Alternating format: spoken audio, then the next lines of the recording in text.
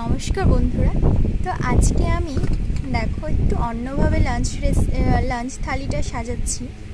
আজকে করেছি ভাত, আর সাথে রয়েছে, এটা তোমরা কে কে বুঝতে পারছো জানি না, আর সবাই বুঝতে পারবে, না বোঝার কিছুই নেই। এটা করেছি মুড়ো ঘন্ট, মাছের মুড়ো ঘন্ট।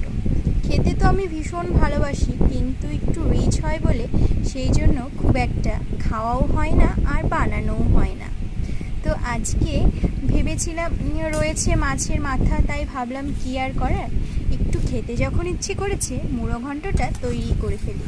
আর সাথে নিয়েছি এই যে এক বাটি কাচুম্বার স্যালাড। তো আজকের আমার লাঞ্চ থালিটা কেমন লাগছে কমেন্ট করে জানিও। আশা করছি খুবই ভালো লাগছে। দুদিকে দু রকমের খাবার, দুটোই ভাত। তো যাই হোক, সেজন্য আজকে একটু এইভাবে সাজালাম। কেমন লাগছে কমেন্ট করে জানিও।